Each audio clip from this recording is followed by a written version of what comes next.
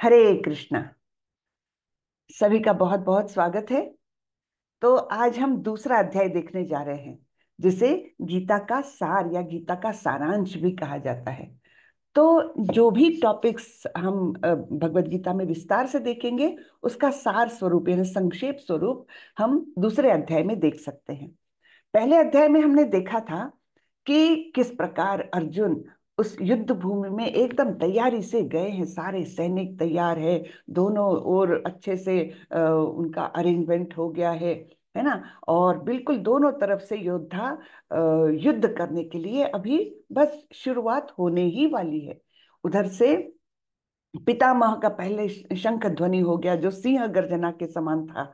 और उसके बाद अर्जुन और कृष्ण ने अपने अपने दिव्य शंख बजाए। जो दिव्य शंख अर्थात जो लौकिक में है ही नहीं, जो धरातल के ध्वनि है ही नहीं, जो आध्यात्मिक स्वरूप के ध्वनि है, दिव्य स्वरूप के ध्वनि, ऐसे ध्वनि उन्होंने अपने शंखों से निर्माण किए।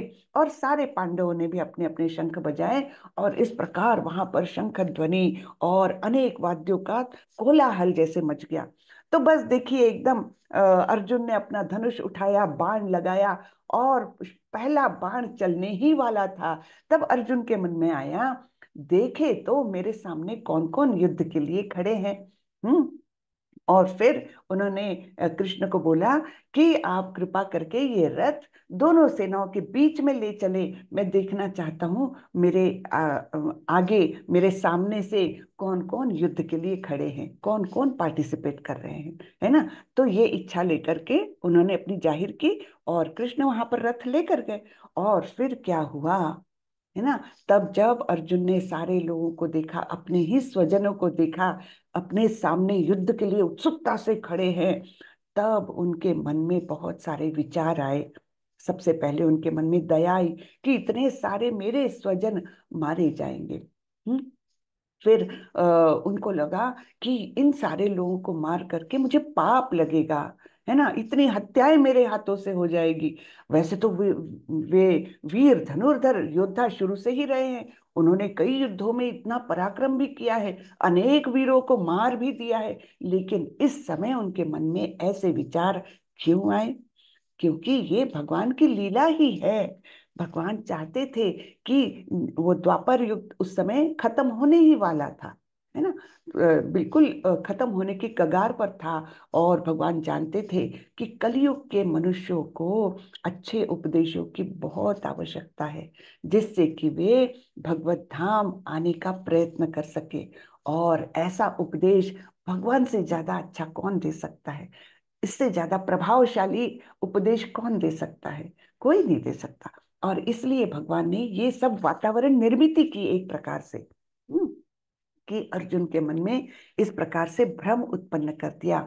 और अर्जुन को बड़ी करुणा आई, बड़ा दया भाव आया, पाप लगेगा ऐसे विचार आया। उनको लगा मुझे क्या आनंद मिलने वाला है, इसमें कुछ नहीं मिलेगा मुझे, है ना। और फिर उनके मन में आया कि ऐसे सब ये पुरुष लोग मारे जाएंगे तो परिवार की परंपराएं खत्म हो जाएगी, उससे समाज प्रभावित हो जाएगा, समाज दूषित हो जाएगा, है ना। और इस प्रकार वे अपना धनुष बाण रख के रथ में बैठ गए और बोले कि मैं निर्णय नहीं ले सकता, मैं युद्ध नहीं करूंगा, है ना। तो ये हमने पहले अध्याय में देखा था। तो इसकी खासियत यह है कि पहले पूर्ण अध्याय में भगवान ने एक शब्द भी नहीं बोला है। हम्म। क्यों नहीं बोला है? क्योंकि वो चाहते थे अर्जुन अपने मन के सारे विचार सामने प्रकट करे। तो ये एक अत्यंत योग्य गुरु का एक लक्षण है कि वो अपने शिष्य को बोलने देते हैं, उनकी शंकाएं निकालने देते हैं। ये नहीं कि बीच में ही उनको रोक दिया, अरे क्या बात कर रहे हो तुम, है, अपना काम करो। ऐसा नहीं बोले, है ना। तो इस प्रकार से ये वातावरण ऐसा है कि अब अर्जुन ने हाथ खड़े कर दिए हैं, युद्ध नहीं करूंगा। और इसके आगे हम दूसरा अध्याय देखने वाले हैं, है ना। तो बड़ा ही सुंदर वातावरण है। और ये सवेरे की बेला, इसमें आप सब लोग आते हैं, बहुत अच्छी बात है। ये निश्चित रूप से आपके अंदर कहीं तो भी ये सुप्त जो कृष्ण प्रेम है ना, ये बाहर आ रहा है। तो हम इसको और ये भगवत गीता के माध्यम से उसको उजागर करेंगे, उसकी कोशिश करेंगे, है ना, जिससे कि हम सभी को कृष्ण प्रेम की लालसा हमारे मन में उत्पन्न हो जाए। और भक्ति है क्या?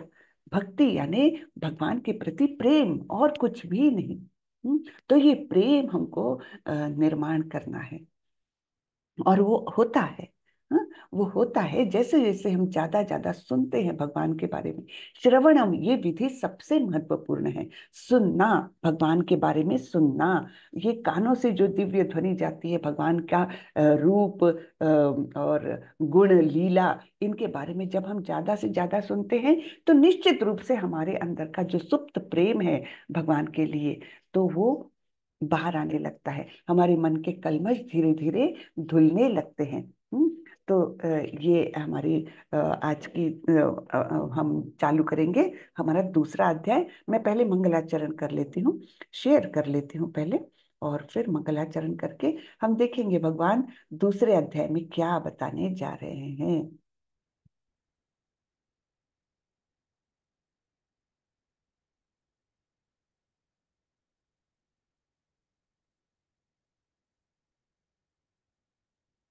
ओके। ओम नमो भगवते वासुदेवाय। ओम नमो भगवते वासुदेवाय। ओम नमो भगवते वासुदेवाय। ओम अज्ञानतिमिरान्धस्य ज्ञानाञ्जनशलाकया चक्षुरुन्मिलितं येन तस्मै श्रीगुरवे नमः। श्रीचैतन्यमनोभीष्टं स्थापितं येन भूतले स्वयं रूपः कदा मह्यं ददाति स्वपदान्तिकं। वन्देऽहं श्रीगुरो श्रीयुतपदकमलं श्रीगुरुन् वैष्णवांश्च श्रीरूपं साग्रजातं सहगण रघुनाथान्वितं तं सजीवं साद्वैतं सावधूतं परिजनसहितं कृष्णचैतन्यदेवं श्रीराधा कृष्णपादान् सहगण ललिता श्रीविशाखान्वितांश्च। हे कृष्ण करुणा सिंधु दीनबंधु जगतपते गोपेश गोपिका कांत श्री राधा कांत नमोस्तुते। तप्त कांचन गौरांगी राधे वृंदावनेश्वरी वृषभानुसुते देवी प्रणमामि हरिप्रिये। नमो विष्णुपदाय कृष्णपृष्ठाय भूतले श्रीमते भक्तिवेदांत स्वामी इति नामिने।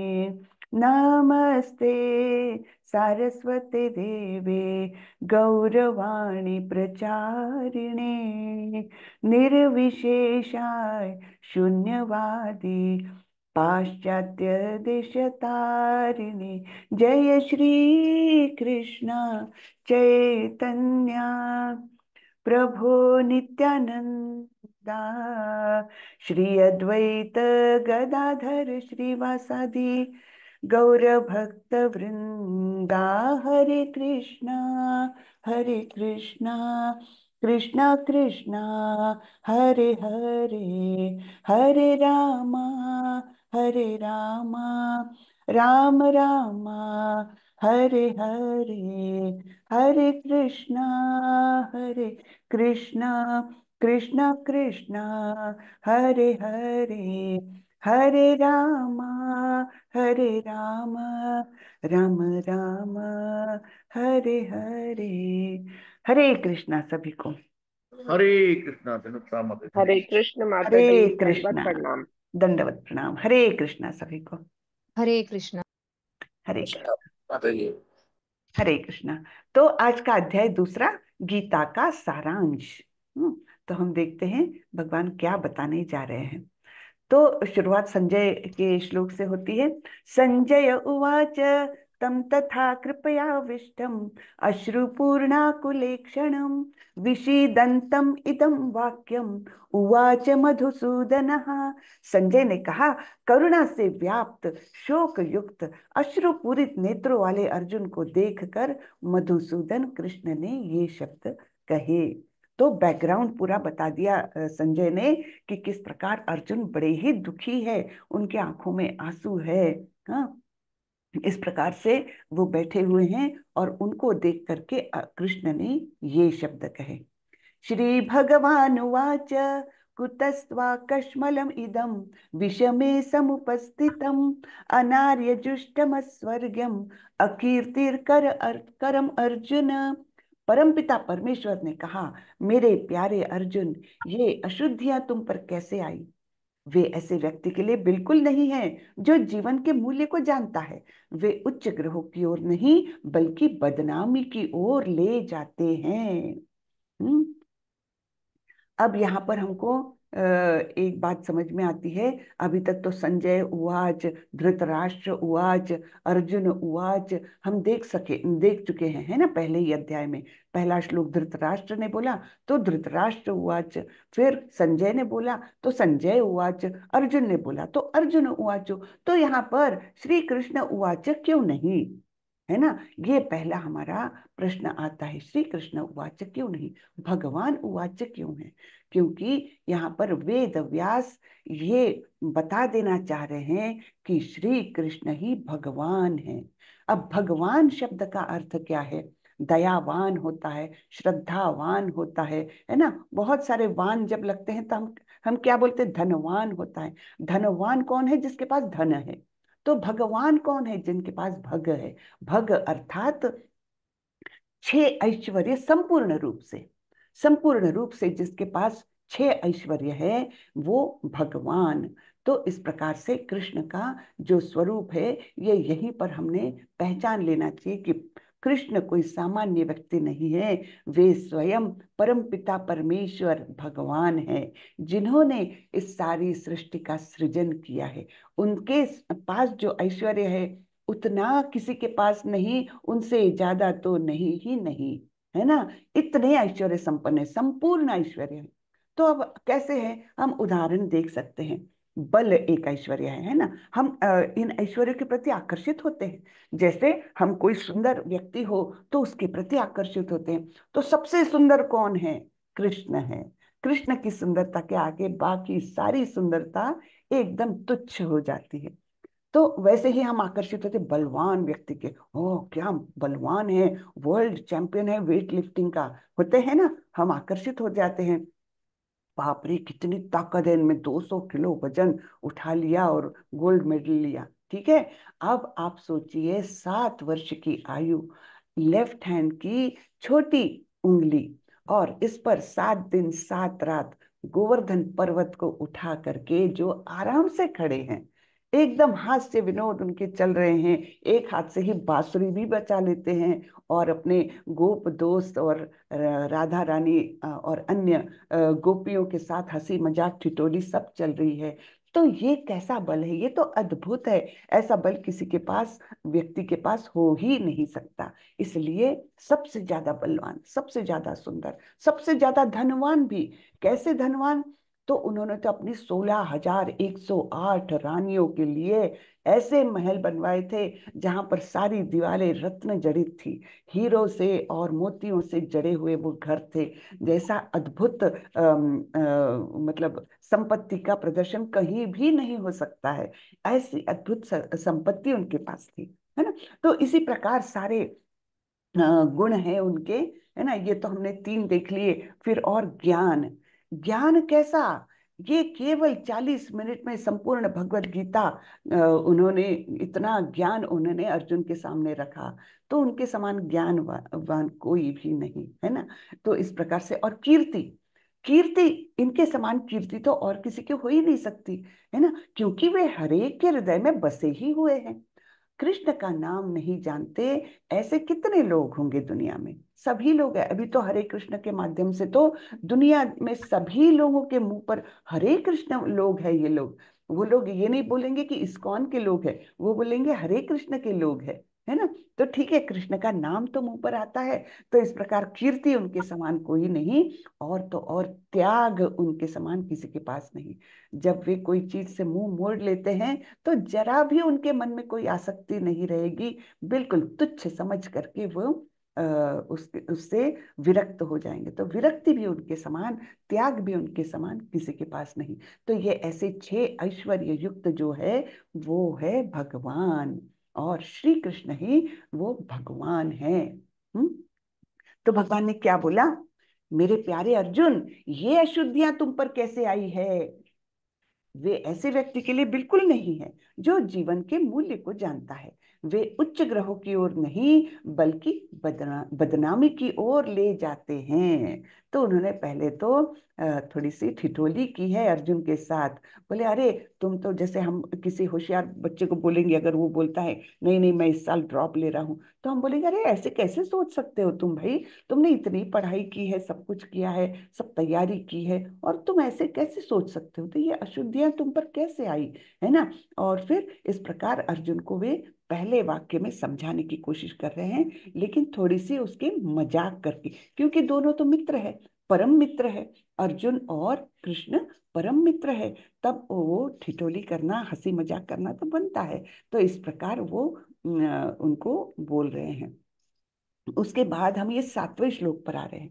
आप लोगों को याद होगा, कल मैंने बताया था कि इस 18 दिवसीय कोर्स में हम क्या करने वाले हैं, केवल विचारधारा जो है भगवत गीता के अंदर, तो उस विचारधारा को हम समझने का प्रयत्न करने वाले हैं। इसलिए कई बार हम बहुत सारे श्लोक छोड़ते हुए आगे जाएंगे, जिससे कि उस केवल विचारधारा को हम समझ सके। तो यहाँ पर ये अर्जुन बोल रहे हैं, कार्पण्य दोषोपहत स्वभावः पृच्छामि त्वां धर्म सम्मूढ़ चेतः यत् श्रेयस्यान्निश्चितं ब्रूहि तन्मे शिष्यस्तेहं शाधिमान् त्वां प्रपन्नम। अब मैं अपनी कृपण दुर्बलता के कारण अपना कर्तव्य भूल गया हूँ और सारा धैर्य खो चुका हूँ। अर्जुन बोल रहे हैं ये, ऐसी अवस्था में मैं आपसे पूछ रहा हूँ कि जो मेरे लिए श्रेयस्कर हो उसे निश्चित रूप से बताएं।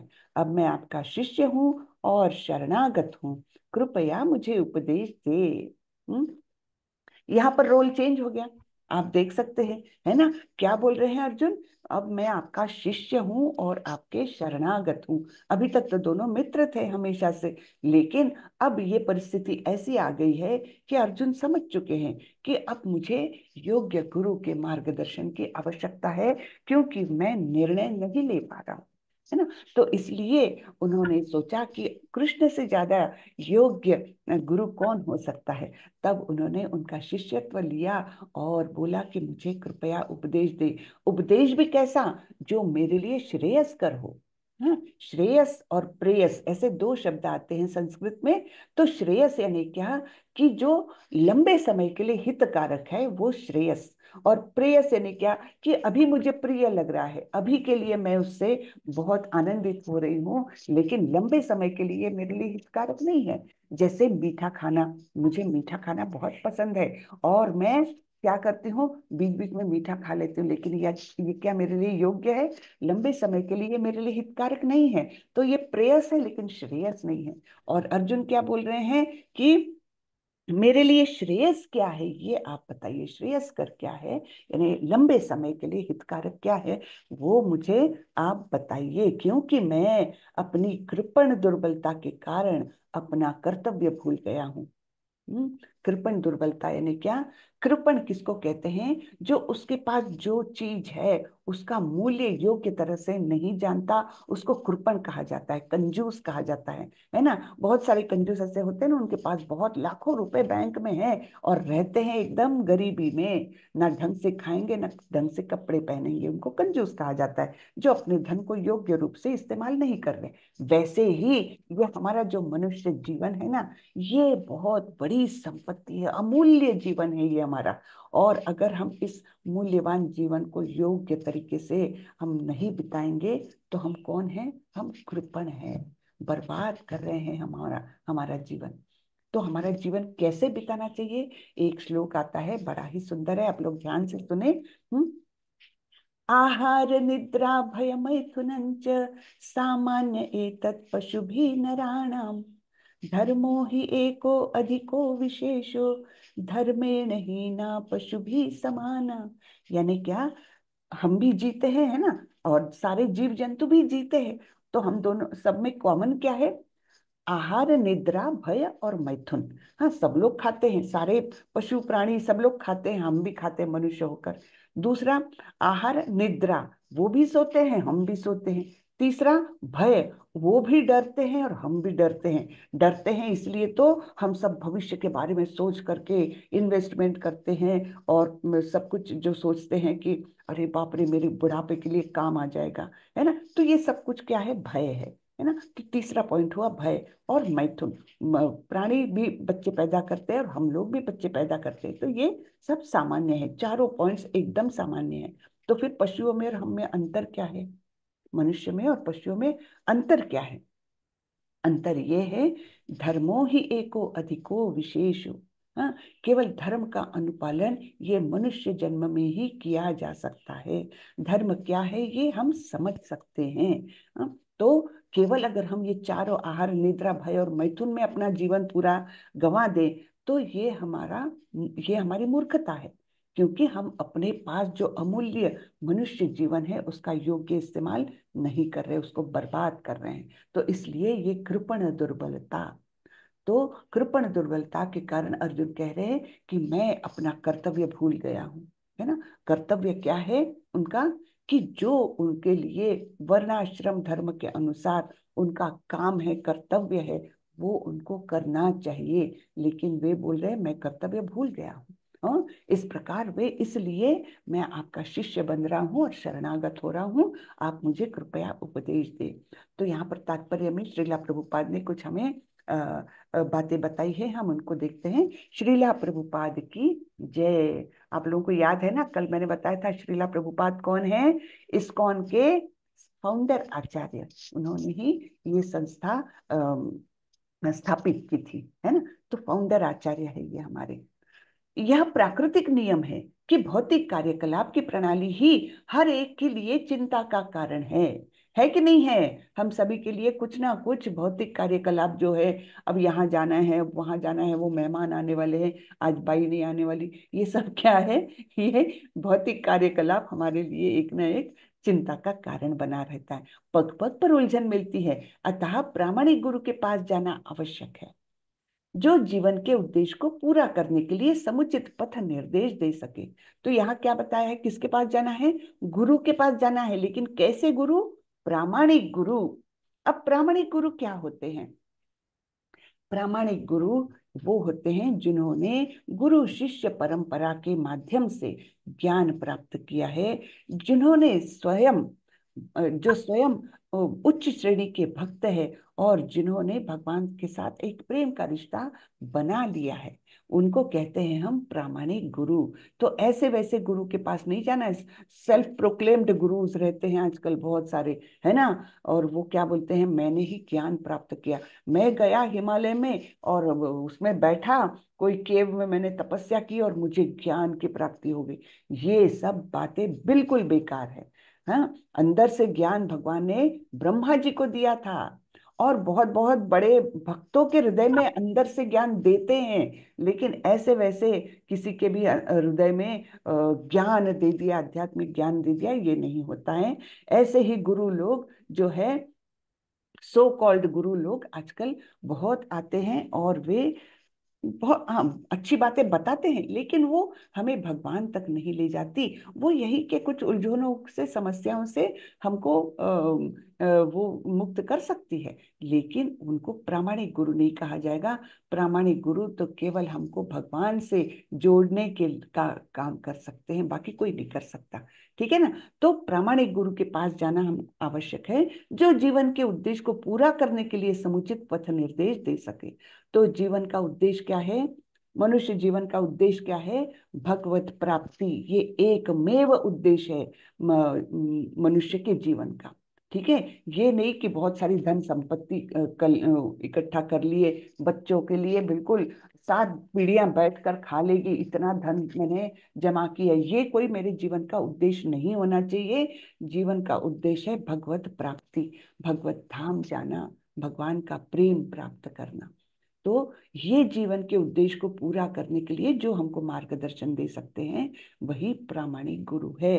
हम्म समग्र वैदिक ग्रंथ हमें यह उपदेश देते हैं कि जीवन की अनचाही उलझनों से मुक्त होने के लिए प्रामाणिक गुरु के पास जाना चाहिए। ये उलझने उस दावाग्नि के समान हैं जो किसी के द्वारा लगाए बिना भभक उठती है। है ना। तो ये भौतिक कार्यों की उलझने जो है ये अपने आप आती है। जैसे कि जंगल में आग लगाने कोई नहीं जाता, अपने आप लग जाती है। दावाग्नि यानी क्या, जो जंगल में आग लगती है ना, वो अपने आप भड़क जाती है। दो बैम्बू एक दूसरे पर घर्षण किए और फिर चिंगारी उठी और वो पूरे जंगल को नष्ट कर सकती है। इसी प्रकार ये हमारे भौतिक जो उलझने हैं, समस्याएं हैं, वे इसी प्रकार की होती हैं। इसी प्रकार विश्व की स्थिति ऐसी है कि बिना चाहे जीवन की उलझनें स्वतः ही उत्पन्न हो जाती है। कोई नहीं चाहता कि आग लगे, किंतु फिर भी वह लगती है और हम अत्यधिक व्याकुल हो उठते हैं। अतः मनुष्य को भौतिक उलझनों में न रहकर गुरु के पास जाना चाहिए। यही इस श्लोक का तात्पर्य है। कितना सुंदर बताया प्रभुपाद जी ने, है ना। इस श्लोक का तात्पर्य क्या है? गुरु के पास जाना। जब भी समस्याएं आती है तो अपने मन से उसको हम सॉल्व नहीं कर सकते, हमको गुरु के पास जाना चाहिए, और प्रामाणिक गुरु के पास जाना चाहिए, जो हमारे जीवन के उद्देश्य को हम हमारे द्वारा सफल करवा ले, है ना, हमको मार्गदर्शन करें। तो यहाँ पर अर्जुन शिष्य बन गए हैं कृष्ण के, तो रिश्ता बदल गया। तो ये 7वां श्लोक जो है ना दूसरे अध्याय का, ये टर्निंग पॉइंट है भगवत गीता का। ठीक है।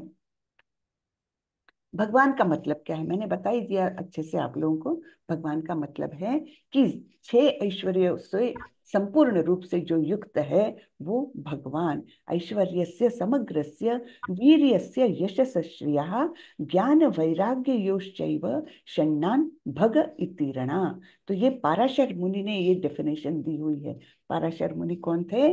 व्यास देव के पिता। हाँ, उन्होंने ये भगवान शब्द की व्याख्या की है। ठीक है। अब परमेश्वर को हम, यानी भगवान को हम 3 स्टेप्स में समझ सकते हैं। 3 उनके चरणों में हम समझ सकते हैं। कौन से? सबसे बाहरी जो चरण है, जो पहले प्राथमिक चरण जिसको कह सकते हैं, वह ब्रह्म ज्योति का स्थान है। हाँ, ब्रह्म ज्योति, फिर परमात्मा, और सबसे टॉप मोस्ट है भगवान परमेश्वर। तो ब्रह्म ज्योति क्या है? यहाँ पर हम सूर्य का उदाहरण देख सकते हैं। हाँ, जैसे यहाँ पर हम देखेंगे, एक तो सूर्य का उदाहरण है और ये भी एक उदाहरण है। जैसे हम दूर से कहीं से जा रहे हैं और हमको दूर कहीं क्या दिखता है, जैसे कोई बादलों से ढका हुआ कुछ उठा हुआ चीज दिखता है। ऐसा लगता है कि हाँ शायद यहाँ कोई हिल है, कोई माउंटेन है। ऐसे दूर से देखने पर लगता है, हमको पता नहीं चलता। हम जैसे जैसे पास आते हैं तो क्या होता है, वहां के पेड़ पौधे हमको दिखने लगते हैं। अरे भाई वाह, यहाँ पर तो बड़े अच्छे अच्छे सुंदर सुंदर पेड़ लगे हुए हैं, पौधे लगे हुए हैं। तो ये हमको पास जाने पर दिखता है। और भी बहुत पास जाते हैं तब हमको उस पेड़ पर बैठे हुए पशु पक्षी भी दिखने लगते हैं। इस प्रकार से, अरे इस पेड़ पर तो तोता बैठा हुआ है, फल खा रहा है ना। तो ये सब तो पहले से था, लेकिन हमको क्यों नहीं दिखा? क्योंकि हमारी दृष्टि ही कमजोर है ना। हमारी सारी ही इंद्रिय कमजोर है। बहुत लिमिटेड मात्रा में हम कोई चीज को यथारूप में जान सकते हैं। जैसे अभी आंखों का उदाहरण देखा, है ना। अब कानों का, जैसे हमको कोई एक पर्टिकुलर फ्रीक्वेंसी रेंज में ही हम कुछ सुन सकते हैं। बहुत ऊंचे फ्रीक्वेंसी की भी नहीं सुन सकते और बहुत कम फ्रीक्वेंसी की भी आवाज हम नहीं सुन सकते। तो एक मर्यादित स्वरूप है हमारी इंद्रियों का काम करने का। इसी प्रकार हमारे पांचों भी ज्ञानेंद्रिय जो है, ये इसी प्रकार मर्यादित स्वरूप में काम कर सकती है। ठीक है। तो यहाँ पर जो हमने भगवान के 3 स्टेजेस देखे, उसको हम सूर्य की उपमा से समझ सकते हैं। सूर्य कैसा होता है? सूर्य की किरणें हमारे घर के अंदर आ गई तो हम समझ सकते हैं, अरे वाह, सूरज निकल गया, सूर्योदय हो गया, है ना। तो ये प्राथमिक स्टेज है। उसके बाद सूर्य की सतह, उसका अगर हमने अभ्यास किया तो ये परमात्मा स्वरूप है, जैसे सेकंड स्टेज, है ना। और सूर्य के अंदर, सूर्य के कोर के अंदर, यानी उसके अंदरूनी भाग में क्या क्या एक्शंस हो रही है, रिएक्शंस हो रही है, क्या क्या गैसेस निकल रही है, इन सब का अभ्यास करना, ये तीसरी स्टेज है, टॉप मोस्ट स्टेज है ना। वैसे ही भगवान को जानना टॉप मोस्ट है। तो सूर्य किरण को कहा गया है ब्रह्म ज्योति। फिर सूर्य की सतह की उपमा दी गई है परमात्मा। और सूर्य के अंदरूनी हिस्से को एकदम कोर में जाना, उसको कहा गया है भगवान। तो इन तीन चरणों में हम भगवान को समझ सकते हैं। ये है भगवान जो अत्यंत श्याम सुंदर स्वरूप में बहुत सुंदर दिखते हैं और उनकी अनंत लीलाएं चलती रहती है। ऐसे कृष्ण को जानना, ये भगवान को जानना। हम्म। फिर अब भगवान उपदेश देना चालू कर रहे हैं अर्जुन को। वे अलग अलग तरीके से भगवान अर्जुन की सारी समस्याएं जो थी, है ना, 5-6 समस्याएं उन्होंने अर्जुन ने बताई थी, तो उनका एक एक करके भगवान खंडन करेंगे।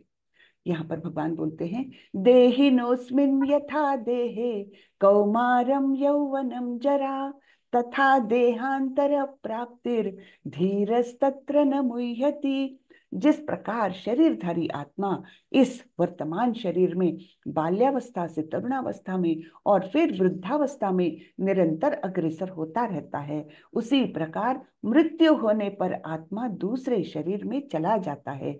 धीर व्यक्ति ऐसे परिवर्तन से मोह को प्राप्त नहीं होता।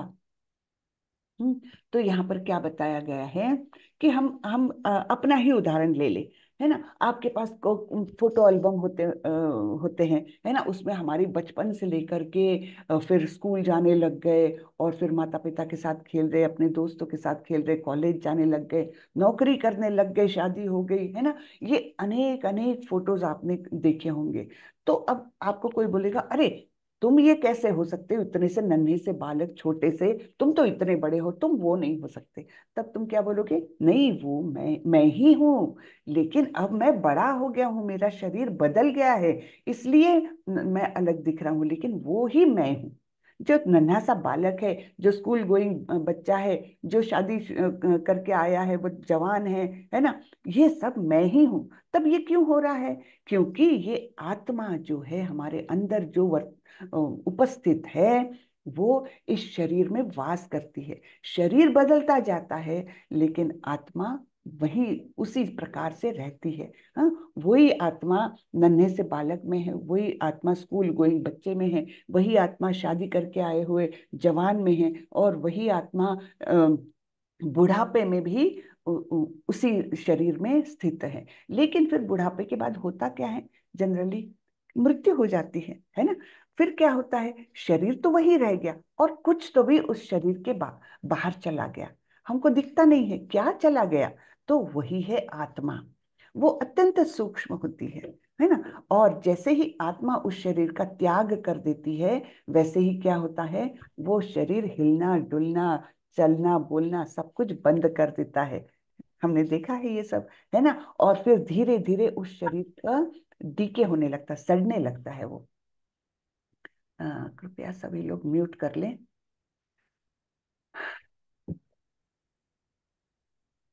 तो क्या होता है कि आत्मा जैसे ही चली गई, तब चेतना के सारे सिम्टम्स भी गायब हो गए। यानी आत्मा उस शरीर में है।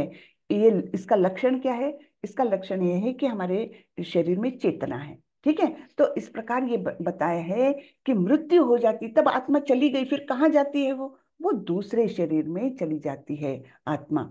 और जो धीर व्यक्ति है, जो ज्ञानी व्यक्ति है ना, वे ऐसे परिवर्तन से मोह को प्राप्त नहीं होते। यानी वो बहुत अत्यधिक शोक नहीं करेंगे, उनको पता है कि यही प्रोसेस है। आत्मा ने एक शरीर छोड़ा, दूसरे शरीर में जाएगी वो। अब वो शरीर भौतिक भी हो सकता है, आध्यात्मिक भी हो सकता है। जो भक्त होते हैं वो कौन सा शरीर प्राप्त करते हैं? आध्यात्मिक शरीर प्राप्त करते हैं। और फिर उनको जन्म मृत्यु के इस भौतिक जगत के चक्र से उनको मुक्ति मिलती है। ठीक है।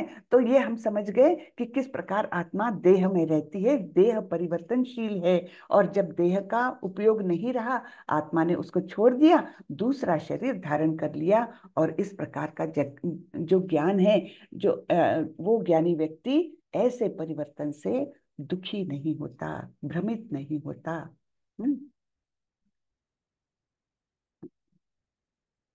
तो यहाँ पर ये चक्र बताए, देखिए, नन्हा सा बालक है ना, जन्म हुआ उसका, और फिर धीरे धीरे धीरे बड़ा हुआ, जवान हुआ, फिर बुढ़ापे की ओर गया। बहुत बूढ़ा होने पर उसने शरीर उसका मृत हो गया, आत्मा ने देह छोड़ दिया और दूसरे देह की ओर चली गई वो। ठीक है, तो यही चक्र है, यही जीवन भर चलता रहता है भौतिक जगत में। आध्यात्मिक जगत में क्या होता है, एक बार आध्यात्मिक जगत में गए तो फिर से उनको शरीर चेंज नहीं करना पड़ता। जो आध्यात्मिक शरीर उनको मिल जाता है, बस वही उनका परमानेंट शरीर रहता है। वो ना तो बूढ़ा होता है, ना उसमें बीमारी होती है ना, कुछ भी नहीं होता, ना मृत्यु होती है। तो ये अद्भुत प्रकार जो है वो आध्यात्मिक जगत में होता है। आगे बढ़ते हैं। अब भगवान आत्मा के कैरेक्टरिस्टिक्स बता रहे हैं, उसकी विशेषण क्या है, विशेषताएं क्या है।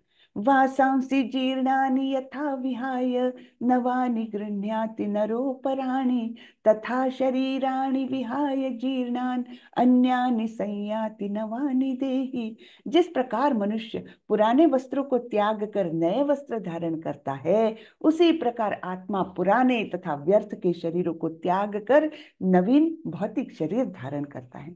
नवीन भौतिक शरीर है ना। तो क्या करते हैं, जैसे हम हमारे कपड़े पुराने हो जाते तो हम उनको अलग कर देते हैं, नए सुंदर साफ स्वच्छ वस्त्र पहनते हैं। उसी प्रकार आत्मा भी क्या करती है, आत्मा का वस्त्र है देह, है ना। आत्मा का वस्त्र क्या है, ये देह है। और इस प्रकार वो देह जब पुराना हो जाता है तो वो नया देह धारण कर लेती है, जिस प्रकार हम नए वस्त्र धारण करते हैं। ठीक है, एकदम सिंपल बात है। यहाँ पर बड़ी सुंदर उपमा दी हुई है। शरीर को वस्त्र कहा गया है आत्मा का।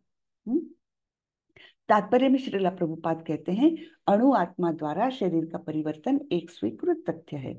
आधुनिक विज्ञानी जन तक जो आत्मा के अस्तित्व पर विश्वास नहीं करते, पर साथ ही हृदय से शक्ति साधन की व्याख्या भी नहीं कर पाते, उन परिवर्तनों को स्वीकार करने को बाध्य है जो बाल्यकाल से कौमारावस्था और फिर तरुणावस्था तथा वृद्धावस्था में होते रहते हैं। वृद्धावस्था से यही परिवर्तन दूसरे शरीर में स्थानांतरित हो जाता है। तो जो साइंटिस्ट है वो तो आत्मा आत्मा, ये हम नहीं जानते, हम नहीं विश्वास करते आत्मा वगैरह को, है ना, बोलते हैं ना वो लोग।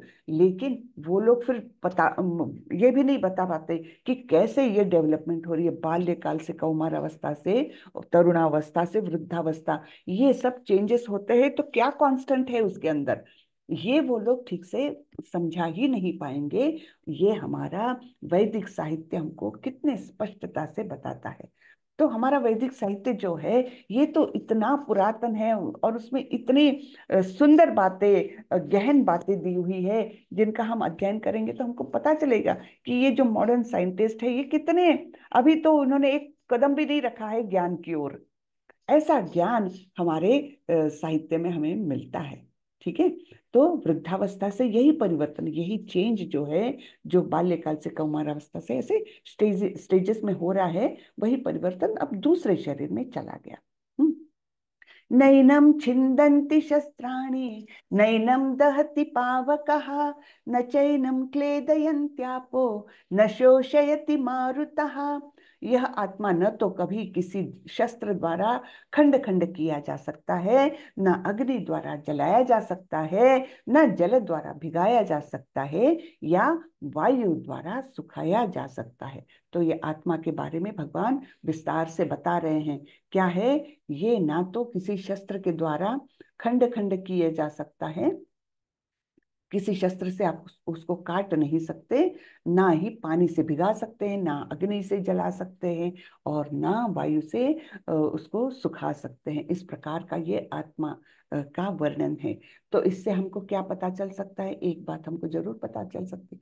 अभी तक हम जानते हैं कि पानी में तो जीव है, मछलियां हैं, अनेक प्रकार की मछलियां हैं, बहुत सारे जीव है जो पानी में रहते हैं, है ना। लेकिन हम ये नहीं जानते कि अग्नि में भी जीव हो सकता है।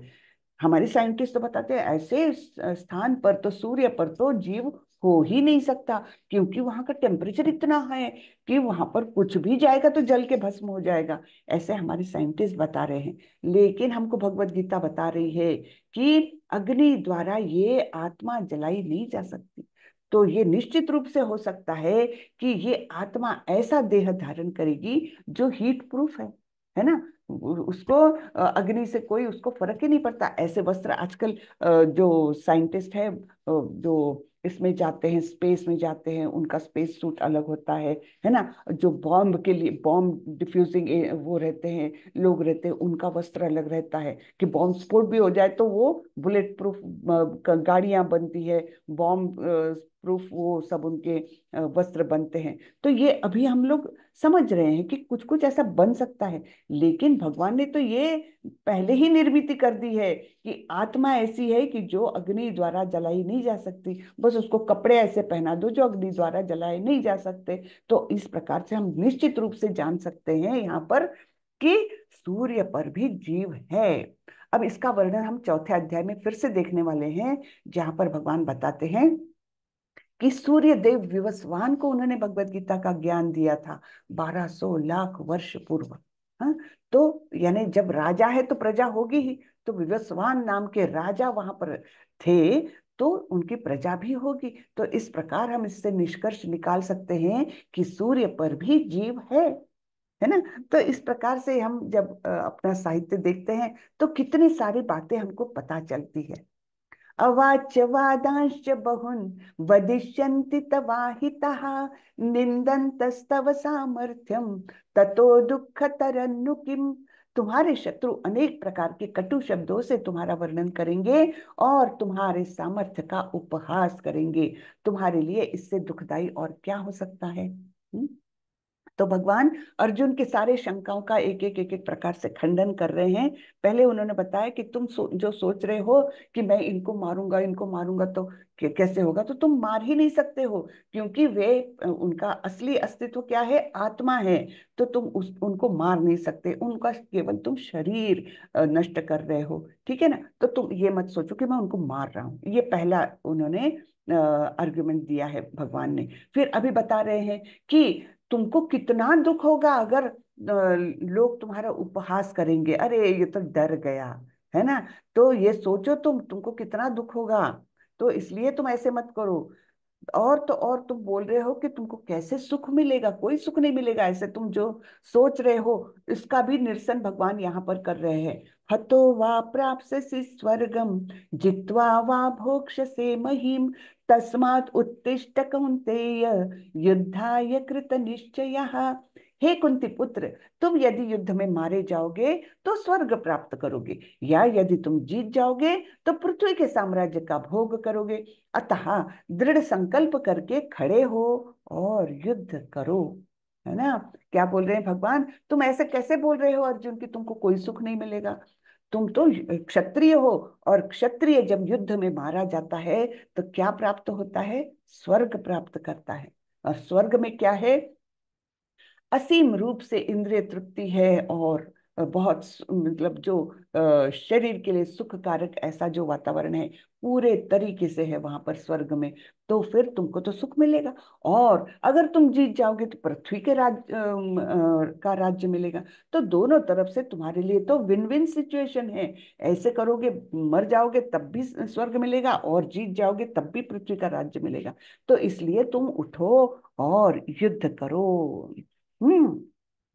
ये इस प्रकार से भगवान बता रहे हैं कि अगर जीत जाओगे तो तुम स्वर्ग में इंद्र के समान सुख का उपभोग करोगे, और जीत जाओगे तो पृथ्वी के राजा बन जाओगे, है ना। नेहाभिक्रमनाशोस्ति प्रत्यवायो न विद्यते स्वल्पम अप्यस्य धर्मस्य त्रायते महतो भयात्। इस प्रयास में न तो हानि होती है और न ही ह्रास, अपितु इस पथ पर की गई अल्प प्रगति भी महान भय से रक्षा कर सकती है। तो यहाँ पर भगवान बता रहे हैं कि इसमें तुम्हारी कोई हानि नहीं है, थोड़ा सा भी तुम करोगे काम। कैसा काम? यहाँ पर भगवान एक्चुअली भक्ति योग को थोड़ा सा डिफाइन कर रहे हैं, क्योंकि ये सार है दूसरा अध्याय। तो थोड़ा थोड़ा थोड़ा करके भगवान अलग अलग कर्म योग, ज्ञान योग, भक्ति योग, इन सबको थोड़ा थोड़ा थोड़ा डिफाइन कर रहे हैं। तो यहाँ पर भगवान क्या बता रहे हैं भक्ति योग के बारे में असली में। तो जैसे हनुमान जी ने क्या किया था, हनुमान जी ने पूरी लंका में आग लगा दी थी। क्या खुद के लिए किया था ये काम? नहीं, ये भगवान का यश और बढ़ जाए उसके लिए किया था, है ना। भगवान के कार्य में मेरा और सहयोग देना है मुझे, इसलिए किया था। तो ये तो महान भक्त थे, हम सभी जानते हैं। तो इस प्रकार कोई भी कार्य भगवान को तुष्ट करने के लिए किया जाता है तो वो क्या होता है, उस प्रयास को ना तो उसमें कोई हानि होती है और ना ही वो कम हो जाता है, बल्कि ये कार्य, भक्तिमय कार्य जो है, ये हमारी महान भय से रक्षा कर सकती है।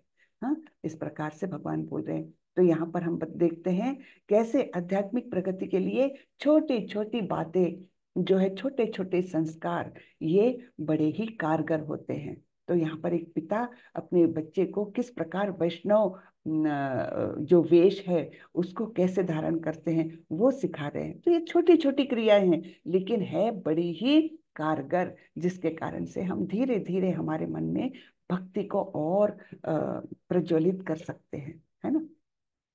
फिर आगे भगवान बोल रहे हैं आंसर टू 5 क्वेश्चन, पांचवा है ना। व्यवसायत्मिका बुद्धिर एकेह कुरु नंदन बहुशाखायनन्ताश्च बुद्धयो व्यवसायिनाम। जो इस मार्ग पर चलते हैं वे प्रयोजन में दृढ़ रहते हैं और उनका लक्ष्य भी एक होता है। हे कुरुनंदन, जो दृढ़ प्रतिज्ञ नहीं है उनकी बुद्धि अनेक शाखाओं में विभक्त रहती है। तो इस भक्ति के मार्ग पर जो चलते हैं वे अपने उद्देश्य पर दृढ़ रहते हैं और उनका लक्ष्य क्या है, भगवत प्राप्ति। जिस प्रकार यहाँ पर अर्जुन जब छोटे थे तब केवल वही थे जो अपना जो लक्ष्य है उसको साफ साफ देख सकते थे, है ना। बाकी तो सब लोग क्या बोल रहे थे, जब गुरु द्रोण ने उनकी परीक्षा ली थी सभी विद्यार्थियों की, तो क्या बोलते थे, तो कि मुझे तो पेड़ दिख रहा है, मुझे इतने सारे फल लगे हुए वो दिख रहे हैं, और कितने उसमें बैठे हुए तोते दिख रहे हैं। तो सभी विद्यार्थियों को अलग अलग चीजें दिख रही थी, केवल अर्जुन ऐसे थे, वे बोले मुझे केवल उस पक्षी की आंख दिखाई दे रही है गुरु, है ना। तो ये क्या हुआ, व्यवसायत्मिका बुद्धि, एकदम एकाग्र बुद्धि। तो भगवान बोल रहे हैं कि जो इस प्रकार से एकाग्र बुद्धि नहीं करते, एक लक्ष्य नहीं बनाते, उनकी बुद्धि अनेक शाखाओं में भटकती रहती है।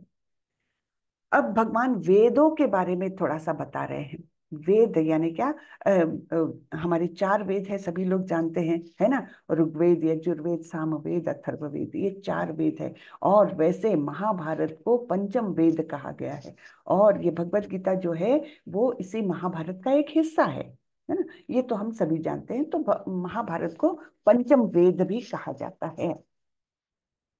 तो यहाँ पर भगवान बोल रहे हैं त्रैगुण्य विषया वेदा निस्त्रैगुण्यो भवार्जुन निर्द्वंद्वो नित्य सत्वस्थो निर्योग क्षेम आत्मवान। वेदों में मुख्यतया प्रकृति के तीनों गुणों का वर्णन हुआ है। हे अर्जुन, इन तीनों गुणों से ऊपर उठो, समस्त द्वैतों और लाभ तथा सुरक्षा की सारी चिंताओं से मुक्त होकर आत्मपरायण बनो। तो भगवान ये उपदेश दे रहे हैं कि ये जो 3 वेद जो है, तो उनमें मुख्यतया वर्णन क्या हुआ है, उनमें मुख्यतया वर्णन ये तमोगुण, रजोगुण और सतोगुण जो है, जो प्रकृति के 3 गुण है जो हमें बांधे रखते हैं, तो उनका वर्णन हुआ है। लेकिन अर्जुन, तुमको इन तीनों गुणों से ऊपर उठना है। यानी क्या है, जब हम तीनों गुणों से ऊपर उठ जाएंगे तो इस भव बंधन से मुक्त हो जाएंगे। संस्कृत में गुण यानी रस्सी होता है। हाँ, तो रस्सी से बांधे हुए हैं हम लोग, ये 3 रस्सियां हमें बांधे हुए हैं, जकड़े हुए हैं, इसलिए हमको बद्ध जीव कहा जाता है, बंधे हुए जीव है हम लोग। तो जब हम इन तीनों गुणों से ऊपर उठ जाते हैं तो हम इस भौतिक जगत से ऊपर उठ करके आध्यात्मिक जगत में पहुंच जाते हैं। तो अर्जुन को क्या बोल रहे हैं भगवान, कि इन तीनों गुणों से तुम ऊपर उठो, और फिर ये सारे द्वैत, द्वैत क्या होते हैं, भौतिक जगत के द्वैत अनेक हैं। कौन से, जैसे सुख दुख, फिर लाभ हानि, यश अपयश, मान अपमान, ये जो अपोजिट्स है ना, उनको द्वैत कहा गया है। तो जब समस्त द्वैतों से हम मुक्त हो जाएंगे तब क्या हो जाएगा, है ना, कि हमारी मेंटालिटी एकदम अलग हो जाएगी, ये सब भौतिकता, सभी चिंताओं से हम मुक्त हो जाएंगे। और भगवान बोल रहे हैं लाभ और सुरक्षा, इन सारी चिंताओं से मुक्त हो जाओ तुम, और फिर आत्मपरायण बनो, अपने अंदर देखो, मैं तुम्हारे अंदर ही बैठा हुआ है ना। भगवान तो हमारे अंदर परमात्मा स्वरूप में बैठे हुए रहते हैं। तो आत्मपरायण जब बनते हैं हम, तब क्या होता है, हम अपना अस्तित्व भी जानते हैं और भगवान का अस्तित्व भी जानते हैं, और धीरे धीरे जीव और भगवान इनके बीच का रिश्ता भी हम जानने लग जाते हैं। तो ये पहली स्टेज है, आत्मपरायण बनो। हम्म। कर्मण्येवाधिकारस्ते मा फलेषु कदाचन, मा कर्म फल हेतुर्भुर्मा ते संगोत्स्व कर्मणि। तुम्हें अपने कर्म अर्थात कर्तव्य करने का अधिकार है, किंतु कर्म के फलों के तुम अधिकारी नहीं हो। तुम ना तो कभी अपने आप को अपने कर्मों के फलों का कारण मानो, न ही कर्म न करने के प्रति कभी आसक्त हो। तो ये बहुत ही सुंदर श्लोक है। लोग बाग जो क्या है, ये पहले ही लाइन में अटक जाते हैं। वो क्या बोलते हैं, कर्मण्येवाधिकारस्ते माँ फलेषु कदाचन। लेकिन ये भी तो उतनी ही इंपॉर्टेंट लाइन है दूसरी। तो क्या बताया है भगवान ने, कि तुमको अपना कर्म करने का अधिकार है। कर्म करो, नियत कर्म करो, अपना कर्तव्य करो, लेकिन उसका आउटकम क्या आएगा, उसका रिजल्ट क्या आएगा, उसके तुम अधिकारी नहीं हो, है ना। तुमको पढ़ाई करने का अधिकार है, और बिल्कुल अच्छे से, दृढ़ता से, अच्छे से, समर्पण से परीक्षा देने का अधिकार है, वो तुम्हारा कर्तव्य है। लेकिन वो परीक्षा का रिजल्ट क्या आएगा, तुमको 70% मिलेगी कि 90% मिलेंगे, वो उस फल के तुम अधिकारी नहीं हो। इसके बारे में विस्तार से 18वें अध्याय में भगवान ने और भी बताया है कि किस प्रकार हर कर्म के पीछे 5 कारण होते हैं। ये हम देखने वाले हैं 18वें अध्याय में, अंत में। हाँ, तो भगवान क्या बोल रहे हैं आगे, तुम ना तो कभी अपने आप को अपने कर्मों के फलों का कारण मानो, यानी मुझे इतने अच्छे मार्क्स मिल गए, 90% मिल गए, क्योंकि मैंने बहुत मेहनत की और मैं बहुत बुद्धिमान हूँ। जी नहीं, अपने आप को कारण मत मानो। ये सब जो भी होता है, इसके पीछे 5 कारण है, तो तुम अकेले कारण तो बिल्कुल भी नहीं हो। तो इसलिए तुम अपने आप को कारण मत मानो, जो भी रिजल्ट आया उसके तुम कारण नहीं हो। और तो और न ही कर्म करने, न करने के में कभी आसक्त हो। यानी ये भी नहीं बोलना है कि जाओ मैं कर्म ही नहीं करता, मुझे ना तो कर्म फलों के मैं अधिकारी हूँ, ना तो मैं उसका कारण हूँ, तो जाओ मैं कर्म ही नहीं करता। ये भी तुमने नहीं करना चाहिए। तो इस प्रकार से भगवान ने बहुत सुंदर ये उपदेश दिया है। भगवान ने कहीं बोला है कि अर्जुन को कि तुम जाने दो, युद्ध नहीं करना है, जाने दो, छोड़ दो, युद्ध मत करो। कहीं भी नहीं बोला भगवान ने। बार बार भगवान बोलते हैं युद्ध करो, तुम्हारा वो कर्तव्य है। तो इसी प्रकार से हमने ये सोचना चाहिए कि हमारा जो जीवन में कर्तव्य है, उससे हमको कभी भी मुंह नहीं मोड़ना है। हमको अपने कर्तव्य करना ही है। ठीक है। तो ये भगवत गीता से हम जरूर से सीख सकते हैं कि हमने अपने कर्तव्यों को ऐसे ही छोड़ छोड़ नहीं देना है। कई लोग बोलते हैं ना कि दूसरे धर्मों के लोग खास करके बोलते हैं तुम्हारे भगवान तो हिंसा करवाते हैं, युद्ध करो बोलते हैं। तो ये हिंसा नहीं है, इसके पीछे बहुत गहन फिलॉसफी है। तो वो समझने के लिए तो पूर्ण अभ्यास करना चाहिए हमको। लेकिन जब दूसरे लोग हमारे धर्म के प्रति ऐसी उंगली उठाते हैं, तो कम से कम हमको उनका निराकरण, उनको समझाने के लिए हमको कुछ तो ज्ञान होना चाहिए। कि जो तुम समझ रहे हो युद्ध करो यानी हिंसा करो बोल रहे हो, वैसा नहीं है ना। तो जब हमारे पास ये ज्ञान होगा तभी तो हम किसी को काउंटर कर सकेंगे। नहीं तो लोग तो भगवत गीता पर ना जाने क्या क्या बोलते हैं, है ना। और आगे भगवान बोल रहे हैं, प्रजहाति यदा कामान सर्वान् पार्थ मनोगतान आत्मन्येवात्मना तुष्टः स्थित प्रज्ञस्तदोच्यते। श्री भगवान ने कहा, हे पार्थ, जब मनुष्य मनोधर्म से उत्पन्न होने वाली इंद्रिय तृप्ति की समस्त कामनाओं का परित्याग कर देता है, और जब इस तरह से विशुद्ध हुआ उसका मन आत्मा में संतोष प्राप्त करता है, तो वह विशुद्ध दिव्य चेतना को प्राप्त करता है, जिसे स्थित प्रज्ञ कहा जाता है। तो मनोधर्म से उत्पन्न होने वाली इंद्रिय तृप्ति की समस्त इच्छाओं को छोड़ देता है वो, है ना। मन में हमारे असीम इच्छाएं होती है, मन का काम ही है इच्छाएं पैदा करना। कि अरे चलो आज ये खा लेते हैं, अरे चलो आज ये मूवी देख लेते हैं।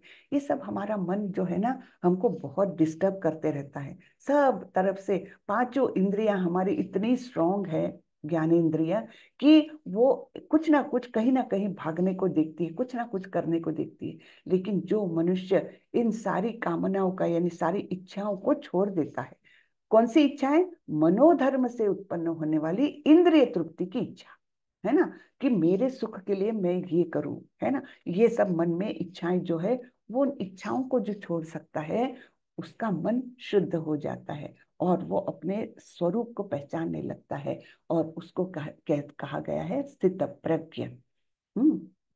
अब स्थित प्रज्ञ के लक्षण भगवान बहुत विस्तार से बताने वाले हैं। यहाँ पर देखिए, ये कौन है? प्रहलाद महाराज, है ना। ये एक पुत्र थे किनके? हिरण्यकशिपु के, जो डेमन थे, है ना, असुर थे, उनके पुत्र थे ये। और हिरण्यकशिपु बहुत ताकत वाले थे। उन्होंने तो देवताओं को तक इतना परेशान किया, यानी उनकी एक भ्रुकुटी अगर वो हो गई तो देवता भी कांप जाते थे, इतना उनका भय था, इतने शक्तिशाली थे। और उनके पुत्र पैदा हुए प्रहलाद महाराज, जो जन्म से ही परम भक्त थे भगवान के। तो फिर क्या होता था कि हिरण्यकशिपु को सोचते थे कि तुम भगवान का नाम क्यों लेते हो, उनकी पूजा क्यों करते हो? तुम मेरी पूजा करो, क्योंकि मैं इतना शक्तिमान हूँ कि मैं देवताओं को भी अपना सेवक बना के रख सकता हूँ, तो तुम क्यों भगवान का नाम लेते हो? लेकिन इनको ये तो जानते थे कि भगवान सर्वश्रेष्ठ है, देवता तो उनसे कम है, देवता तो उनके अंग स्वरूप है, अंश स्वरूप है।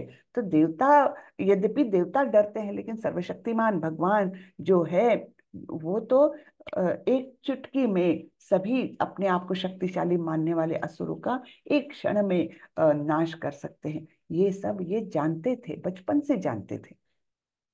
तब उनको हिरण्यकशिपु बहुत प्रताड़ित करते थे, अनेक राक्षसों के बीच, नाग सर्पों के बीच में उनको बंद करके रखते थे और कष्ट देते थे और बोलते थे मेरी पूजा करो। लेकिन वो नहीं मानते थे। देखिए, कहीं डरे हुए है क्या? ये स्थिर बुद्धि है, क्योंकि डर की भावना उनके मन में है ही नहीं। वो जानते थे कि अगर भगवान कृष्ण चाहते हैं तो मेरी रक्षा होगी, अवश्य रक्षी बे कृष्ण, है ना, कोई मुझे मार नहीं सकता। हाँ, राखे कृष्ण मारे के, मारे कृष्ण राखे के। अगर कृष्ण मेरी रक्षा करते हैं तो मुझे कौन मार सकता है, और अगर कृष्ण मुझे मारना चाहते हैं तो मेरी कौन रक्षा कर सकता है? तो ये जब दृढ़ता पूर्वक उनके मन में था, तो वे तो पूर्णतया स्थित प्रज्ञ हो गए थे। तो ये एक उदाहरण, हमको अनेक उदाहरण मिलते हैं। तो ये देखिए, अलग अलग तरीके से प्रहलाद महाराज को उनके पिता ने प्रताड़ित किया, अग्नि में झोंक दिया, तब भी वो स्थिर बुद्धि है ना, अलग अलग तरीके से। और वैसे ही स्थित प्रज्ञ थे हमारे श्रीला प्रभुपाद। श्रीला प्रभुपाद की जय। कितने दुख कष्ट कितने उन्होंने सहन किए, लेकिन बुद्धि केवल भगवान की भक्ति में। और एक ही आदेश जो उनके गुरु ने उनको दिया हुआ था कि तुमको कृष्ण भावनामृत का प्रसार करना है विदेशों में जाकर के। तो पहले एक्चुअली उन्होंने हिंदुस्तान में रह करके बहुत कोशिश की, क्या, कि कैसे भी करके लोगों को कृष्ण भावना में लाने के लिए, भक्ति का प्रसार करने की बहुत कोशिश की। लेकिन उनको सक्सेस नहीं मिली थी। क्यों नहीं मिली थी? क्योंकि गुरु का आदेश यानी प्रत्यक्ष परमेश्वर का आदेश होता है। और जब परमेश्वर के आदेश को तुम थोड़ा सा भी मोल्ड करने की कोशिश करो, उन्होंने बोला था कि विदेशों में जाकर प्रसार करो, और ये कोशिश कर रहे थे शुरू में हिंदुस्तान में वो करने की, उनको सक्सेस नहीं मिली। और उनके मन में दृढ़ता होती गई कि ये तो भगवान का प्रत्यक्ष आदेश है, मेरे गुरु का आदेश। तो फिर वो, उन्होंने सोचा कि मुझे किसी भी हालत में विदेश जाकर के ये काम करना है। और कैसी अद्भुत सफलता मिली उनको, है ना। उनके जीते जी उनके 10,000 शिष्य तो दीक्षित थे, दीक्षा लिए हुए शिष्य बन गए 10,000। और लाखों उनके समर्थक और उनके मतलब ऐसे शिष्य जिन्होंने दीक्षा नहीं ली थी, लेकिन उनके फॉलोअर्स थे लाखों की संख्या में। 108 मंदिर, भव्य मंदिरों की उन्होंने स्थापना की अपने जीते जी। अभी तो और भी बहुत सारे हो गए हैं देश विदेश में। तो ये एक स्थित प्रज्ञ के अलावा कौन कर सकता है कि कितने भी कष्ट आए, कितने भी असफलताएं आए जीवन में, अपने जो दृढ़ निश्चय जो है उसको अडिगता से उसका पीछा करते रहना, है ना, उसके लिए काम करते रहना, ये एक महान स्थित प्रज्ञ का लक्षण है ना। अब दो श्लोकों में मनोविज्ञान, ये दो श्लोक देखिए बहुत ही सुंदर है। इसमें बताया जाता है कि कैसे हमारा पतन हो सकता है। ध्यायतो विषयान पुंसः संगस्तेषुपजायते, संगात् संजायते कामः, कामात् क्रोधोऽभिजायते। इसका अर्थ है इंद्रिय विषयों का चिंतन करते हुए मनुष्य की उनमें आसक्ति उत्पन्न हो जाती है, और ऐसी आसक्ति से काम उत्पन्न होता है, और फिर काम से क्रोध प्रकट होता है। तो ये स्टेजेस बताई है। सबसे पहले हम क्या करते हैं, कोई इंद्रिय विषय को हम देखते हैं और फिर उसके बारे में चिंतन करते हैं। जैसे किसी मित्र की सुंदर सी कार देख ली, देख के भूल नहीं गए, हम उसके बारे में सोच रहे हैं। घर भी आ गए और हम सोच रहे क्या कार थी वो यार, है ना, कितनी सुंदर कार, ऐसी कार मेरे पास भी होनी चाहिए। ठीक है, तो हम उसका चिंतन कर रहे हैं और फिर उसके प्रति हम आसक्त हो गए कि अरे मुझे भी ऐसी कार चाहिए। और फिर आसक्ति जो है वो तीव्र आसक्ति में, काम में बदल गई, तीव्र आसक्ति हो गई, और फिर वो नहीं ले पा रहा हूं मैं, तो क्रोध आ गया। क्यों मुझे ऐसा जीवन दिया भगवान ने कि वो मैं मनचाही कार भी नहीं ले सकता। हम्म, ये क्रोध। फिर क्रोध से क्या होता है, क्रोधात् भवति सम्मोहः, सम्मोहात् स्मृति विभ्रमः, स्मृति भंशात् बुद्धिनाशो, बुद्धिनाशात् प्रणश्यति। क्रोध से पूर्ण भ्रम निर्माण होता है, और भ्रम से स्मृति, जब स्मृति हतप्रभ है तो बुद्धि खो जाती है, और जब बुद्धि खो जाती है तो भौतिक पूल में फिर से गिर जाता है इंसान। तो क्या होता है, क्रोध आया, कार में क्यों नहीं ले सक रहा है, मुझे कौन क्यों मदद नहीं कर रहे हैं। तब फिर भ्रम उत्पन्न हो जाता है, मैं कैसे भी करके पैसे ले लूं, चाहे तो चोरी करके ले लूं, चाहे तो गबन कर लूं ऑफिस में, है ना। इस प्रकार से भ्रम उत्पन्न हो गया, इच्छाएं ऐसी तीव्र हो गई, और फिर वो भूल गया कि किस प्रकार चोरी करने का फल बहुत बुरा मिल सकता है। भूल गया वो, बुद्धि खो गई, विवेक खो गया, ये अच्छा है ये बुरा, बुद्धि खो गई। और फिर बुद्धि खो जाती है तो क्या होता है, वो आदमी ने चोरी कर ली कार लेने के लिए। तब फिर क्या हो जाता है, उसको निश्चित रूप से सजा होनी है। तो इस प्रकार ये है, बुद्धि किसी की खो गई तो फिर वो भौतिक जीवन में बार बार आना जाना उसका चलता रहता है। तो ये साइकोलॉजिकल डाउनफॉल के 8 स्टेजेस भगवान ने 2 श्लोक में बताए हैं, बहुत ही सुंदर है। साइकोलॉजी इसके परे है ही नहीं, इसी में है सब कुछ। हाँ, तो इतना सुंदर ज्ञान भगवान ने इतने शॉर्ट में हमको दिया हुआ है। ठीक है, तो ये फिर से वो साइकिल बता रहे हैं, जो हमने 2 श्लोकों में देखा, 8 स्टेजेस वाली। तो ये वस्तु, कोई भी इंद्रिय विषय हमने देख लिया, जैसे मैंने उदाहरण दिया था कार का, है ना। तो फिर उसमें उसका ध्यान किया तो आसक्ति आ गई, तीव्र आसक्ति में बदल गई, काम यानी लस्ट। और फिर नहीं प्राप्त हुआ तो क्रोध आया, क्रोध के बाद हमको सम्मोह, सम्मोह यानी मति जरा सी हमारी भ्रमित हो गई, गलत गड़बड़ सोचने लग गए। और फिर स्मरण शक्ति की क्षति, यानी ये भूल गए कि ऐसे बुरे कर्मों का फल क्या मिल सकता है। और फिर बुद्धि की हानि हो गई, और फिर विवेक बुद्धि नष्ट हो गई। बुद्धि का काम है विवेक करना, है ना, ये अच्छा है ये बुरा है, ये योग्य है ये अयोग्य है, ये काम डिस्क्रिमिनेशन का काम है बुद्धि का। तो बुद्धि ही चली गई तो हम डिस्क्रिमिनेट नहीं कर पा रहे, और इस प्रकार से हमारा पतन हो गया, है ना। बहुत सुंदर है ना ये ज्ञान कितना सुंदर है। हम्म, तो स्वामी प्रभुपाद जी के कुछ शब्द है, मनुष्य कृष्ण भावनामृत या दिव्य जीवन को एक क्षण में प्राप्त कर सकता है, और हो सकता है कि उसे लाखों जन्मों के बाद भी न प्राप्त हो। यह तो सत्य समझने और स्वीकार करने की बात है। खटवांग महाराज ने अपनी मृत्यु के कुछ मिनट पूर्व कृष्ण के शरणागत होकर ऐसी जीवन अवस्था प्राप्त कर ली। तो एक खटवांग महाराज थे, वे वैसे तो अपने कार्यों में उलझे रहते थे, भक्ति के मार्ग पर नहीं थे। लेकिन जैसे ही उनको पता चल गया कि अभी कुछ मिनटों में ही मेरा मृत्यु होना है, तो उन्होंने पूर्ण शरणागति ले ली भगवान से, भगवान की शरणागत हो गए, और इस प्रकार अपने जीवन को उन्होंने सफल बनाया। है ना। इस जीवन का अंत होने से पूर्व यदि कोई कृष्ण भावना भवित हो जाए तो उसे तुरंत ब्रह्म निर्वाण अवस्था प्राप्त हो जाती है। भगवत धाम तथा भगवत भक्ति के बीच कोई अंतर नहीं है। भगवत धाम और भगवत भक्ति के बीच कोई अंतर नहीं है। इसका अर्थ क्या हुआ? जो भगवान के भक्त होते हैं ना, वो इसी धरातल पर रहते हुए, इसी समाज में रहते हुए, अपने परिवार के साथ रहते हुए भी भगवत धाम में रहने का सुख प्राप्त करते हैं। कितनी अद्भुत बात है ये, है ना। तो भगवत धाम तथा भगवत भक्ति के बीच कोई अंतर नहीं है, क्योंकि दोनों चरम पद है। अतः भगवान की दिव्य प्रेमा भक्ति में व्यस्त रहने का अर्थ है भगवत धाम को प्राप्त करना। हाँ, तो भगवान की भक्ति में व्यस्त रखना अपने आप को, यानी ही भगवत धाम को प्राप्त करना।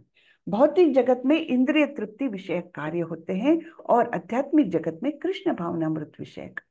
तो यहाँ पर हम कार्य क्या करते रहते हैं?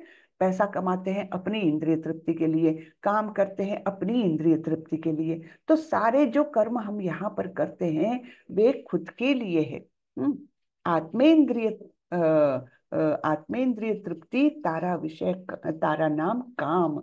और कृष्णा कृष्णांद्रिय जो कृष्ण को तृप्त करने के लिए जो कार्य होता है वो है भक्ति। तो आध्यात्मिक जगत में कृष्ण भावनामृत विषय काम होते हैं। इसी जीवन में ही कृष्ण भावनामृत की प्राप्ति तत्काल ब्रह्म प्राप्ति जैसी है। और जो कृष्ण भावनामृत में स्थित होता है वह निश्चित रूप से पहले ही भगवत धाम में प्रवेश कर चुका है। यानी ऐसा नहीं कि मृत्यु के बाद ही जाएगा, मृत्यु के पहले से वो भगवत धाम में स्थित हो जाता है। तो भगवत गीता के प्रतिपाद्य है कर्मयोग, ज्ञान योग तथा भक्ति योग। इस द्वितीय अध्याय में कर्मयोग तथा ज्ञान योग की स्पष्ट व्याख्या हुई है एवं भक्ति योग की भी झांकी दे दी गई है। तो यहाँ पर कृष्णा सॉल्यूशंस टू अर्जुनास ऑब्जेक्शंस, जो उनके ऑब्जेक्शंस थे ना, 5 समस्याएं जो अर्जुन ने व्यक्त की थी। कौन सी थी? पहली तो दया। उनको दया आ रही थी, मैं कैसे मारूंगा। तो उसका सॉल्यूशन भगवान ने बताया, हम ये शरीर है ही नहीं, तो तुम शरीर को मारने जा रहे हो, आत्मा को नहीं। तो तुम ये मत सोचो कि तुम उनकी हत्या कर रहे हो, ऐसा नहीं। फिर अर्जुन ने बोला था कोई आनंद नहीं। तब भगवान ने बताया था कि तुम जब जीतोगे, क्षत्रिय को क्या होता है जब युद्ध करते हुए मर भी जाता है तो फिर स्वर्ग की प्राप्ति होती है, और अगर जीत गए तो इस पृथ्वी के राज्य की प्राप्ति होती है। तो इस प्रकार से तुमको तो विन विन सिचुएशन है अर्जुन, तुम तो दोनों ओर से सुख पाओगे, है ना। तो ये बताया था भगवान ने। फिर पाप लगेगा, अर्जुन के सामने समस्या थी। तो भगवान ने बताया था कि भक्ति की गतिविधि में कोई पाप नहीं होता। जैसे क्या हनुमान जी को पाप लगा, पूरी लंका को जला दिया था, तो जी नहीं, वो भक्ति के लिए कर रहे थे, भगवान की तुष्टि के लिए कर रहे थे। तो ऐसी गतिविधि, ऐसा काम कोई भी पाप नहीं है। हाँ, फिर पारिवारिक समस्याएं उत्पन्न हो जाएगी बताया है। तो इसके लिए एक श्लोक अगले अध्याय में भी आने वाला है 3.24। तो वहां पर भगवान ने बताया है कि तुम एक प्रेरणा बनो, तुम खुद एक रोल मॉडल बनो, और फिर इस प्रकार से समाज का पतन तुम रोक सकते हो, है ना। और फिर इन डिसीजन असमंजस में पड़े हुए थे, तो भगवान ने बताया दृढ़ निश्चय के साथ स्वामी की सेवा करो। हाँ, यानी कार्य तो करना है लेकिन खुद के लिए नहीं, भगवान के लिए। जब इस प्रकार से तुम कोई भी काम करोगे तो तुम्हारे असमंजस की स्थिति नष्ट हो जाएगी, है ना। कितना सुंदर ये बताया हुआ है। तो ये इसके साथ ही हमारा ये दूसरा अध्याय खत्म होता है। बहुत सुंदर अध्याय है ये, और इसमें सब समरी हमको मिल जाती है। तो आप में से किसी को भी कुछ प्रश्न पूछना है तो जरूर पूछिए। कैसा लगा आज का अध्याय ये भी बताइए। हरे कृष्णा। हरे माता जी, दंडवत प्रणाम। दंडवत प्रणाम प्रभु। जी बोलिए। बहुत अच्छा था आपका प्रश्न। माता जी, एक प्रश्न है कि जीवात्मा कौन सी गलती करता है, इसका कारण क्या है? जीवात्मा क्या? कौन सी गलती करता है जो हाँ, उसको भौतिक जगत में आने का जी कारण? जी जी, मैं बताती हूँ। पहले तो हम सभी तो आध्यात्मिक जगत में ही थे, है ना। आध्यात्मिक जगत जो, हम भगवान के पार्षद थे, भगवान के साथ ही रहते थे। लेकिन हुआ क्या कि हमने कहीं तो भी इच्छा हमारे मन में आई कि भगवान ही सब चीजों के स्वामी क्यों है, मुझे भी कोई चीज के स्वामी बनना है ना, मेरे पास भी ये चीज होनी चाहिए। भगवान की ही सब लोग पूजा क्यों करें, मेरी भी होनी चाहिए। हाँ, मुझे भी आदर सम्मान मिलना चाहिए। ये जब भगवान के अगेंस्ट में हमारे मन में रिवोल्ट आने लग गया, एक प्रकार से स्वामित्व चाहिए ये भावना आने लग गई, तब भगवान ने कहा ठीक है, तुम्हारे लिए एक दूसरा जगत बना देता हूँ, वहां जाकर तुम अपनी इच्छाएं पूर्ण करो। तो ये हमारी इच्छाएं हैं जो जिनके माध्यम से हमने भगवान से रिवोल्ट किया, उन इच्छाओं की तृप्ति के लिए भगवान ने ये पूरा जगत ही बना दिया। तुम जाओ वहां पर अपनी इच्छाओं की तृप्ति करो, और जब तुम्हारी इच्छाएं भी हो जाएगी और तुम अपने आप का शुद्धिकरण कर लोगे, है ना, जो तुम्हारे मन में कलमश आने लग गया है वो जब साफ हो जाएगा तो तुम फिर से मेरे पास आ सकते हो। तो इसलिए ये भौतिक जगत की निर्मिति की और हम जैसे पापी जीवों को यहाँ पर भेज दिया।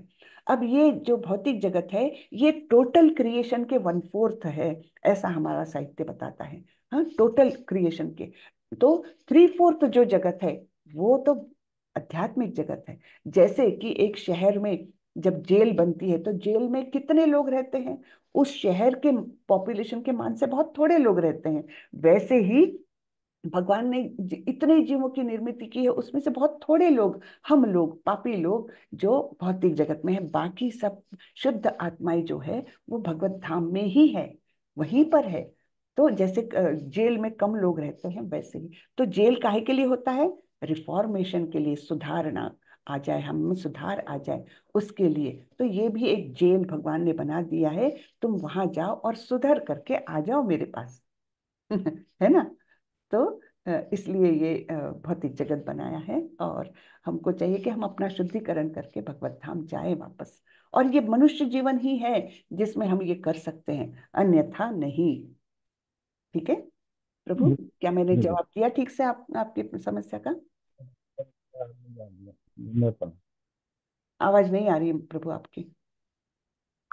हाँ, बहुत अच्छा आपने बताया। धन्यवाद, प्रणाम आपको। जी, धन्यवाद। हरे कृष्णा। स्वाति सोनकर माता जी, हरे कृष्णा।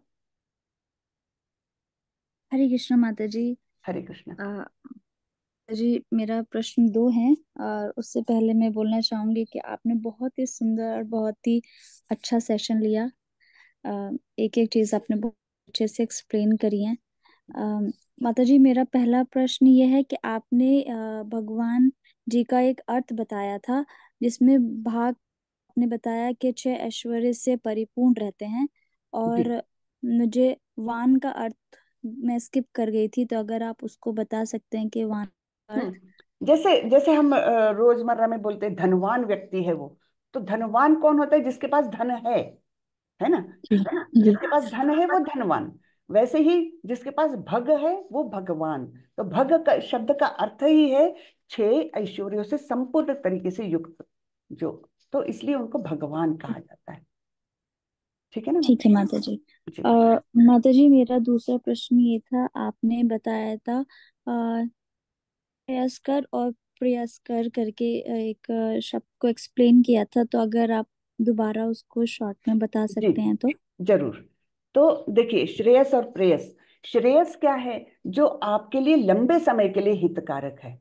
हाँ, वो श्रेयस। और प्रेयस क्या है, जो अभी आपको बड़ा सुख देगा, आनंद देगा, लेकिन वो आपके लिए लंबे समय के लिए लाभदायक नहीं है। जैसे उदाहरण के तौर पर मैं बताती हूँ कि एक बच्चा है, तो उसकी कल एग्जाम है, लेकिन उसको इच्छा है, फुटबॉल मैच है चल रहा है तो मैं ग्राउंड पर चला जाऊं।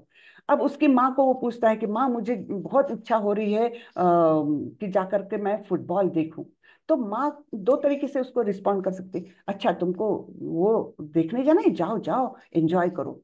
तो ये क्या हुआ, प्रेयस, क्योंकि बच्चा तो खुश हो गया, लेकिन क्या उसके लिए हितकारक है? नहीं, कल एग्जाम है, उसकी पढ़ाई नहीं हो पाएगी। तो ये केवल प्रेयस हो गया, उसके लिए हितकारक नहीं। लेकिन अगर माँ उसको समझाती है कि देखो बेटा, फुटबॉल मैच तो बाद में भी तुम देख सकते हो, लेकिन अभी तुमको पढ़ाई करनी चाहिए क्योंकि कल एग्जाम है ना। तो ये उसका उपदेश क्या है, श्रेयस है, क्योंकि ये लंबे समय के लिए उस बच्चे के लिए लाभकारक है ना। तो इस प्रकार से श्रेयस और प्रेयस, ये दो शब्द आए हैं। क्या मैं समझा सकी आपको माता जी? जी माता जी, बहुत सुंदर से समझाया, धन्यवाद माता जी। धन्यवाद। हरे कृष्णा। जी। अ, अभय कुमार प्रभु। हरे कृष्णा माता जी। हरे कृष्णा जी। माता जी, मेरे को नोट्स बनाने के लिए पीडीएफ मिल सकती है माता जी? हम्म। माता जी, क्षमा माता हरे जी, कृष्ण। आप, हाँ, क्षमा माता जी, आप प्रभु। बताएं। जी। हरे मेरे को कृष्णा मतलब प्रभु जी। हरे एक, कृष्णा माता जी। जी प्रभु जी, नोट्स के लिए ना बुक अवेलेबल है, हमने बुक का पीडीएफ डाल दिया है। ये जो पीडीएफ जी है जी ना, टीचिंग के लिए अवेलेबल है, तो ये हमारे टीचर्स के लिए ही होगी। और आपको जी जी नोट्स बनाने के लिए ना, आप बुक का पूरा अध्ययन करें चैप्टर वाइज, तो उससे आप बहुत अच्छे से नोट्स बना पाएंगे, है ना। जी मैं जी तो बहुत माता जी। शॉर्ट में दे रखा है, बहुत अच्छे से डिस्क्रिप्शन के साथ बुक में है। तो बुक का पीडीएफ मैंने ग्रुप में डाल रखा है, अगर आपको अलग से चाहिए तो आप प्लीज मेरे को मैसेज कर दीजिएगा, मैं आपको जी जी अलग से भेज दूंगी बुक, है ना। आप परचेज भी जी कर सकते हैं श्रीमद् भागवत गीता। जी माता जी जी। हरे तो हरे ये कृष्णा जो भी माता हम जी। पढ़ा रहे हैं ना, ये भगवत गीता यथारूप, श्लोक प्रभुपाद। आपका जी। शायद दो डिवाइसेस चल रहे हैं क्या प्रभु, क्योंकि बहुत इको आ रहा है मेरी आवाज का ही। आप एक को म्यूट कर दें। हाँ। तो ये जो भगवत गीता यथारूप है, प्रभुपाद जी ने लिखी हुई, इस पर ही आधारित पूरा कोर्स है। तो आप इस बुक को जरूर ले लें। ये मतलब केवल पढ़ाई के लिए नहीं, ये वैसे भी आध्यात्मिक दृष्टि से आपके घर का वातावरण भी अच्छा करती है। तो ये बुक जरूर सभी लोग अपने घर में रखें और इसका अध्ययन भी करें, और उसमें आपको सभी ये बातें पता लग जाएगी। ये हम लोग तो बहुत शॉर्ट में अभी आप लोगों को समझा रहे हैं, इसमें बहुत विस्तार से दिया हुआ है, इसका अध्ययन करना बहुत अच्छा लगेगा आप लोगों को। तो ये मेरी रिक्वेस्ट है कि आप सभी लोग ये ले लें। हरे कृष्णा। हम्म। हरे कृष्णा। अमरेंद्र प्रभु। हरे कृष्ण। अमरेंद्र प्रभु। हरे हरे कृष्णा। कृष्ण माता जी, प्रणाम। जी, आपकी माता जी, आवाज बहुत कम आ रही है, मुझे समझ में नहीं आएगी। हरे कृष्णा। थोड़ा हरे जोर। हरे कृष्णा माता जी, हाँ, हरे कृष्णा जी। मैं प्रणाम। माता जी, धन्यवाद। अभी आपने बताया मनोधर्म से जो उत्पन्न होता है मतलब विषय वस्तु इंद्रिय तृप्ति, उससे व्यक्ति मुक्त कैसे हो सकता है? उसके लिए तो यही भक्ति की प्रोसेस ही है, जो हमको ये मन पर कंट्रोल करना सिखाती है। जब हमारी सारी इच्छाएं हम भगवान कृष्ण की तृप्ति की ओर लगा देते हैं, तब हमारी इंद्रिय तृप्ति की इच्छाएं एकदम धीरे धीरे कमजोर होकर नष्ट ही हो जाती है। हाँ। तो ये भक्ति की प्रोसेस है, हम धीरे धीरे धीरे इसका अध्ययन करने वाले हैं। बेसिकली हमको ये समझना है कि हम जब इंद्रिय तृप्ति की इच्छा करते हैं, तब हम उसके अनुसार जो जो कार्य करते हैं वो हमको बंधन में डालते हैं, यानी भौतिक जगत में ही बांधे रखते हैं। और जब हम अपनी इंद्रिय तृप्ति की ओर नहीं ध्यान देते, कृष्ण की ओर ध्यान देते हैं, तब हम मुक्ति की ओर जाते हैं। तो इतना भेद कम से कम अभी इस स्टेज पर हमने जानना चाहिए। आगे के अध्यायों में इसके बारे में और विस्तार से हम जानने वाले हैं प्रभु। हम्म। ठीक है। ओके। हरि जी। बोल। जी, हरे कृष्ण।